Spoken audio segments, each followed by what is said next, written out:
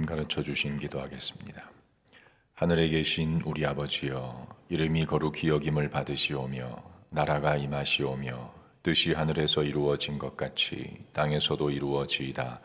오늘 우리에게 일용할 양식을 주시옵고 우리가 우리에게 죄 지은 자를 사하여 준 것 같이 우리 죄를 사하여 주시옵고 우리를 시험에 들게 하지 마시옵고 다만 악에서 구하시옵소서. 나라와 권세와 영광이 아버지께 영원히 있사옵나이다. 아멘.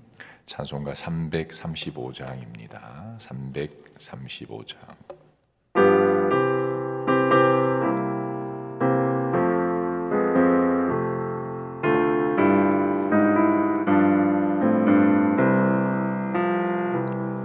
크고 놀라운 평화가 내게 있네.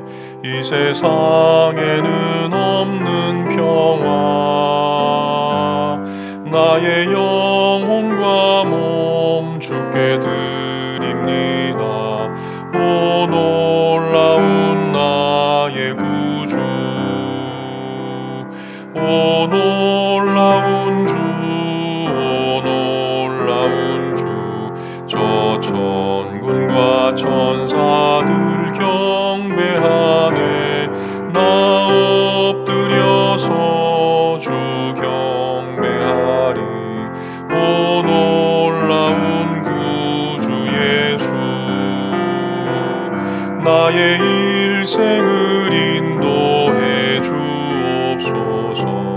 나의 생각도 주관하사 주의 뜻대로 날 다스리옵소서. 오 놀라운 나의 구주, 오 놀라운 주, 오 놀라운 주. 저 천군과 천사들 경배하네. 나 엎드려서 주 경배하리. 오 놀라운 구주 예수, 나의 모든 것 주님께 드리오니 주여 기쁘게 받으시사 주의 나라 위에 성별하옵소서. 오 놀라운 나의 구주, 오 놀라운 주, 오 놀라운 주. 저 천군과 천사들 경배하네. 나 엎드려서 주 경배하리. 오 놀라운 구주 예수, 주의 광채가 찬란히 비춰오네. 전능하신 왕 구세주여, 세상 끝날까지 찬양 드립니다.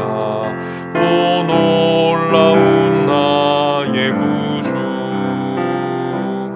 오 놀라운 주, 오 놀라운 주. 저 천군과 천사들 경배하네. 나 엎드려서 주 경배하리. 오 놀라운 구주 예수.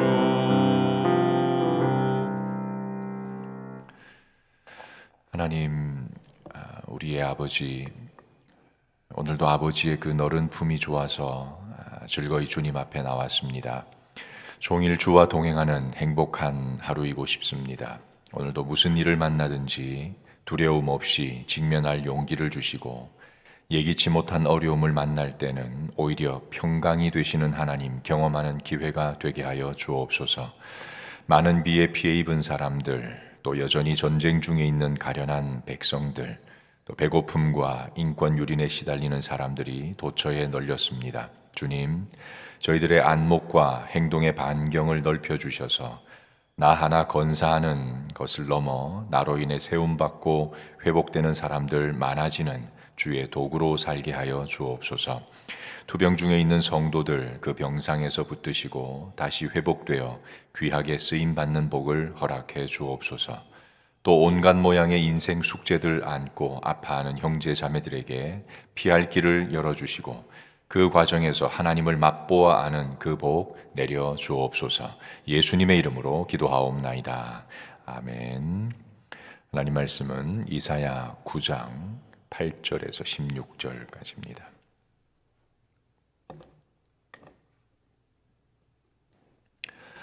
8절에서 16절까지 함께 읽습니다.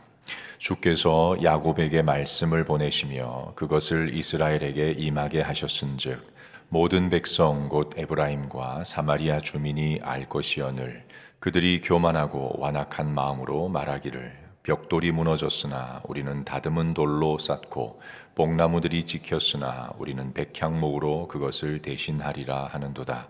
그러므로 여호와께서 르신의 대적들을 일으켜 그를 치게 하시며 그의 원수들을 격동시키시리니 앞에는 아람 사람이요 뒤에는 블레셋 사람이라. 그들이 모두 입을 벌려 이스라엘을 삼키리라. 그럴지라도 여호와의 진노가 돌아서지 아니하며 그의 손이 여전히 펴져 있으리라.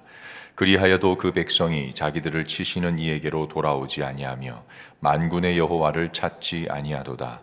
그러므로 여호와께서 하루 사이에 이스라엘 중에서 머리와 꼬리와 종려나무 가지와 갈대를 끊으시리니 그 머리는 곧 장로와 존귀한 자요 그 꼬리는 곧 거짓말을 가르치는 선지자라.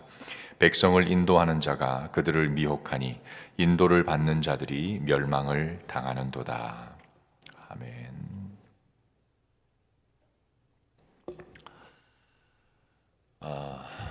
우리가 속한 한국도 포함되는데 이 불교 문화권에서는 이 숫자 5만이라는 것이 대개 굉장히 부정적인 의미로 쓰입니다.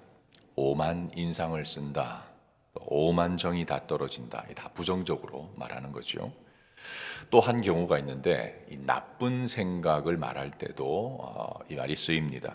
사람들이 힘들고 심란한 일을 만나면 어떤 생각이 든다 그럽니까? 오만 생각이 다 든다 그러죠. 많은 생각일 수도 있지만 동시에 부정적이고 어두운 생각이 나를 지배한다고 할 때 오만 생각이라고 합니다.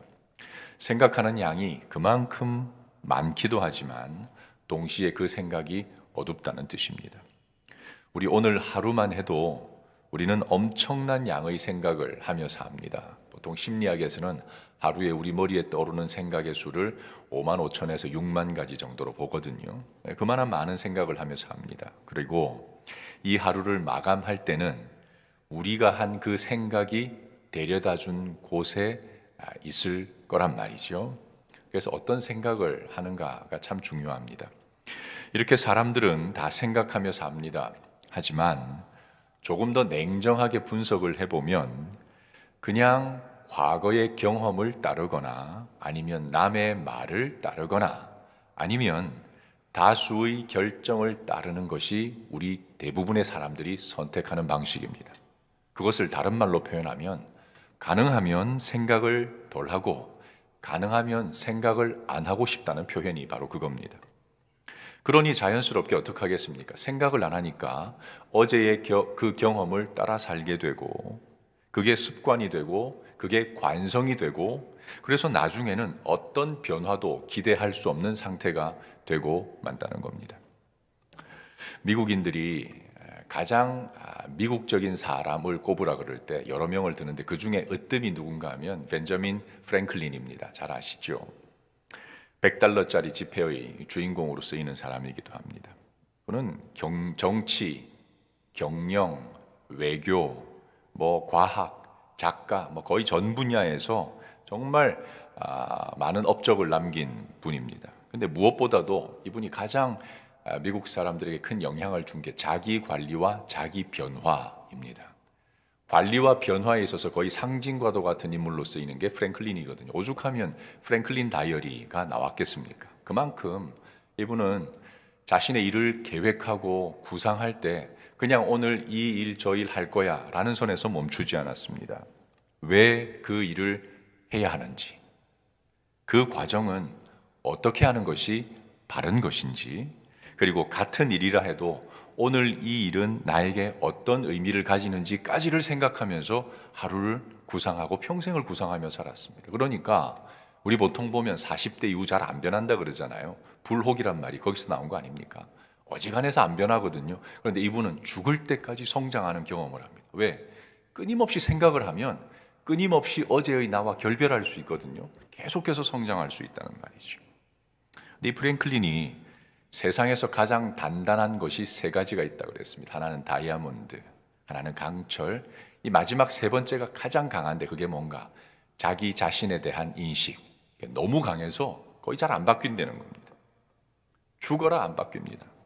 그게 왜 그런가? 프랭클린이 내린 결론은 그겁니다. 생각하지 않아서. 여러분, 생각을 우리 너무 쉽게 생각하는데 생각은 그냥 머리에 떠오르는 것이 생각이 아닙니다. 각 시간, 각 문제, 각 상황에 합당한 새로운 반응. 자, 기억합시다. 합당한 새로운 반응. 그것을 진짜 생각이라고 말합니다. 오늘 본문은 북이스라엘에 대한 심판을 예고하시는 말씀입니다. 북이스라엘의 겉으로 드러난 죄는 간단합니다. 우상숭배, 맘모니즘, 불경건, 약자에 대한 압제, 이 네 가지 큰 죄가 북이스라엘이 망한 모습입니다. 그러나 그 근원을 보면 그들의 마음, 그들의 생각에서부터 시작됐다는 것을 오늘 본문이 말해주고 있는데 우리 9절 10절 말씀 다시 한번 읽어보겠습니다. 9절 10절 모든 백성 곧 에브라임과 사마리아 주민이 알 것이오늘 그들이 교만하고 완악한 마음으로 말하기를 벽돌이 무너졌으나 우리는 다듬은 돌 쌓고 뽕나무들이 찍혔으나 우리는 백향목으로 그것을 대신하리라 하는지라. 하나님이 여러 차례 여러 모양으로 경고를 하셨는데도 불구하고 그 상황에 맞는 새로운 생각을 한 적이 이 백성은 전혀 없었습니다. 벽돌로 쌓은 게 무너지면 이게 왜 무너졌을까? 하나님이 이 시점에 왜 우리에게 이런 어려움을 주셨을까? 생각을 해야 되는데 벽돌이 무너지니까 다듬은 돌로 하면 되지. 뽕나무가 꺾이면 우리의 가장 소중한 자산 중에 하나가 이건데 왜 하나님이 거두어 가셨지? 라고 생각을 해야 되는데 백향목으로 대신하면 되지. 생각이 없이 살았단 말입니다. 길이 잘 열리지 않으면 우리가 어떻게 해야 됩니까? 하나님이 내 길을 사방으로 닫고 있을 때 우리는 어떻게 해야 됩니까? 맨 먼저 내게 무슨 문제가 있을까? 내가 갖추지 못한 게 뭐가 있을까? 나에게 있는 마지막 허들이 뭘까? 이거 붙들고 성찰하고 살펴야 되거든요. 그런데 밤낮 환경 탓, 시대 탓, 남 탓 이렇게 하고 있단 말이죠. 절대 풀리지 않습니다. 하나님은 이스라엘이 왜 망할 수밖에 없는지 그 이유를 정확히 오늘 지적하고 있습니다. 9절에 보면 완악한 마음이라고 그랬잖아요. 이 무슨 말이죠? 생각이 완악했다는 말입니다. 여기 완악을 히브리어로 가달이라 그러는데 이게 본래 뜻이 뭔가 하면 greatness, 위대함, 대단함이라는 말입니다. 이 단어가 레위기, 민수기, 신명기, 시편에서는 어떻게 쓰이는 누구한테 쓰이는가? 하나님께 쓰입니다. 하나님의 위대하심, 여호와의 광대하심, 여호와의 높으심을 쓸 때 이 가달이란 말을 쓰거든요. 자, 그런데 오늘 이 본문에서 이스라엘 백성들에게 그들의 마음이 생각이 완악했다 할 때 이게 무슨 뜻이겠습니까? 자신들이 하나님의 위치에 올라 있단 말이에요. 내가 내 속에 가득 차 있고 내가 가장 크고 내가 가장 잘났고 내가 가장 똑똑하니까 하나님이 들어설 자리가 없는 거죠. 여러분 이집트의 바로가 왜 망합니까? 강팍해서 망하거든요. 완악해서. 내가 제일 큰 겁니다, 세상에서. 그러니까 나 외에 다른 것이 내게 침투할 틈이 없습니다. 그러니 망할 수밖에 없는 거죠. 인간의 가장 위험한 상태가 뭔가? 바로 이 완악입니다. 아무도 흔들 수 없습니다. 내가 하나님 노릇하려는 것이기 때문에. 특별히 그 위험한 일을 주도하는 그룹이 하나 나오는데 오늘 14절, 15절 말씀인데 같이 다시 읽어보죠. 그러므로 여호와께서 하루 사이에 이스라엘 중에서 머리와 꼬리와 종려나무 가지와 갈대를 끊으시리니 그 머리는 곧 장로와 존귀한 자요 그 꼬리는 곧 거짓말을 가르치는 선지자라. 누굽니까? 이 생각을 완악하게 만드는 존재들이 누굽니까? 바로 지도자 그룹이란 말입니다. 무서운 말이죠. 왕, 선지자, 제사장을 일컫는 말이 여기에 다 나옵니다. 16절 보면 이들의 죄악상이 딱 한 문장에 요약이 되어 있죠. 백성들을 인도해야 할 사람들이 백성들을 도리어 미혹했습니다. 미혹이란 말이 뭡니까? 희미한 상태가 됐단 말입니다. 더 이상 생각하지 않는 상태가 됐단 말이죠. 역사적으로 악한 통치자들에게서 발견되는 공통점이 하나 있습니다. 뭘까요? 우민화 정책입니다. 백성들을 어리석게 만들어버려요. 로마 시대 아시죠? 콜로세움에서 몇 달이고 반년 가까이 검투사들의 시합을 일으켜서 백성들이 그것만 쳐다보게 만들었어요. 공짜 빵을 막 뿌렸습니다. 그러니까 먹고 사는 일에서 자유를 주고 즐길 것들 주니까 백성들이 나라의 통치자가 어떻게 하는지에 관심 가지지 않아요. 더 이상 생각하지 않습니다. 다 해결되니까. 그게 오늘 현대에 와서는 어떻게 변합니까? 우리나라에도 과거에 있었죠. 3S. 스포츠, 스크린, 섹스. 백성들이 그냥 운동 경기에 열광하고 영화, 스크린 이런 감각적인 것에 열광하고 섹스, 문란한 섹스에 열광하도록 만들어버리면 이 백성들이 더 이상 생각하지 않는 미혹의 상태에 빠지거든요. 예수님이 이 땅에 오셔서요, 정말 자비롭고 자애롭고 누구에게나 친절을 베푸셨는데 딱 한 그룹 바리새인들에게는 정말 혹독할 정도로, 왜 저러실까 싶을 정도로 냉정하게 대하셨습니다. 왜 그랬을까요? 백성들로 하여금 아무 생각 없이 신앙생활 하도록 그냥 안식일, 절기, 제사, 율법, 헌금 이것만 딱 하면 모든 의무에서 제외, 생각 없이 만들어버린, 그것 때문에 예수님이 그렇게 책망하신 겁니다. 예수님 오늘 본문과 똑같은 말씀하셨죠. 맹인이 맹인을 인도한다.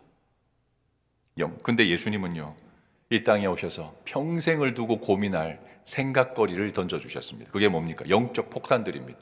심령이 가난한 자가 천국 간다. 미움과 분노는 살인이다. 걱정과 염려는 불신앙이다. 주여 주여 하는 자가 천국에 갈 것이 아니라 내 아버지의 뜻대로 행하는 자라야 천국에 갈 것이다. 완전히 생각거리를 던져주시는 겁니다. 처음부터 끝까지. 여러분, 세상을 보이는 대로, 들리는 대로, 느껴지는 대로만 살면 반드시 그 끝이 망하게 되어 있습니다. 북이스라엘이 오늘 그렇단 말이죠. 우리는 어떤 어려움을 당하든 어떤 일을 만나든 일의 근원부터 추적할 줄 알아야 됩니다. 일의 근원이 뭡니까? 납니다, 나. 다른 게 아니에요. 절대 시대의 문제도 아니고 남 탓도 아니고 조상 탓도 아닙니다. 나에게서 시작됩니다. 내 뿌리 속에 무엇이 담겨 있는지 보셔야 돼요. 하나님에 대한 나의 생각은 어떤지를 보셔야 됩니다. 이기적인지, 아니면 정말 하나님 사랑하는지, 아니면 내 탐욕을 이루기 위한 수단인지, 아니면 정말 하나님을 존중하는 건지, 이것들을 면밀히 살펴보셔야 돼요. 특별히 교회 앞에 지도자로 세워진 저와 우리 지도자들, 이거 명심하셔야 됩니다. 그래서 복 있는 사람의 결론은 뭡니까? 다른 게 아닙니다. 시편 1편 복 있는 사람, 그 오직 마지막 뭡니까? 오직 주의 율법을 주야로 묵상하는 자. 묵상이 뭐라 그랬습니까? 제가 옛날에 맹수가 먹잇감을 딱 거머쥐고는 절대 뺏기지 않겠다는 것, 끊임없이 그르릉거리는 것, 하나님 앞에 바른 생각을 가지기 위해서 끊임없이 성찰하고 생각하고 묵상하는 이것만이 우리를 하나님의 사람답게 살 수 있게 만듭니다. 오늘 이 시대 우리 생각을 방해하는 것들이 너무 많고, 많은 생각하는 것 같지만 사실은 생각하지 않도록 하는 것이 이 세상의 문화일지인데, 저와 여러분 오늘 다시 한번 우리 자신을 하나님의 이 율법 앞에 세워 내가 어떤 사람인지, 내가 무엇을 위해 살아야 하는 사람인지, 나의 궁극은 어디인지 이것을 잘 생각하고 평생을 사는 저와 여러분 되실 수 있기를 주님의 이름으로 축원합니다. 이제 말씀을 기억하며 함께 기도하겠습니다.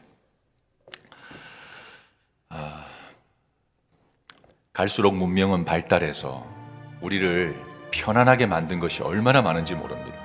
사실 그 정도의 편안함이 우리에게 주어지면 우리는 생각을 많이 해야 되고 사색을 많이 해야 되고 묵상을 많이 해야 되는데, 오히려 그 많은 시간을 우리의 생각이 마비되는 일에 쓰고 있습니다. 즐기고 먹고 쓰고 소비하고 이러다 보니까 하나님 앞에서 진정으로 해야 될 고민을 더 이상 하지 않는 이 시대가 됐습니다. 이 시간 함께 기도할 때 주님, 북이스라엘이 망하고 남유다가 망할 때 그들의 생각이 마비되고 없어진 것처럼 우리 오늘 그 길 가지 않도록 주여 내게 묵상의 복을 허락하여 주시고 하나님의 복 있는 사람이 끝까지 붙들어야 될 하나님 앞에서 묵상하는 삶, 그것이 나의 인생이 되게 하여 주옵소서. 함께 기도하시고 오늘도 여러분이 해야 될 일, 만나야 될 사람 앞에 그냥 어제의 관습대로 어제의 경험대로 살지 않고 오늘 나에게 이게 어떤 의미인지, 오늘 내게 어떤 가치가 있는지를 생각하며 살도록 도와달라고 함께 기도하신 다음에 자유롭게 기도하고 돌아가겠습니다.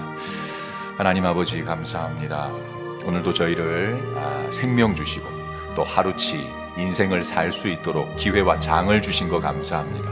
하나님 이거 허투루 쓰지 않도록 주여 지혜를 더하여 주시되 우리 주님 앞에서 하나님의 백성으로서 하나님의 사람으로서 어떻게 살아야 할지, 어떤 과정을 통해 살아야 할지, 어떤 가치를 거기서 만들어야 될지 깊이 생각하고 묵상하는 인생 되게 하여 주옵소서. 끊임없이 우리를 감각하는 외부의 자극에 더 이상 노출되지 않게 하시고 우리 내면의 깊은 곳에 감춰진 우리의 본래 모습이 무엇인지, 하나님을 내가 얼마나 사랑하고 가까이 하고 있는지를 잘 돌아보아 일평생 하나님 앞에 복 있는 사람으로 살게 하여 주옵소서.